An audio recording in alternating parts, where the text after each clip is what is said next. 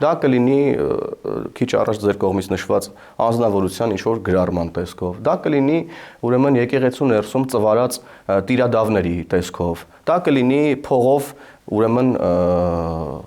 աշխատող լրագրողների տեսքով, փողով նկատի չունեմ աշխատավարձով, նկատի ունեմ հենց կոնկրետ այդ գործի համար ստացվող վարձավճարով, այսինքն բոլոր գործիքները հիմա փորձելու են մեկտեղել, որպեսզի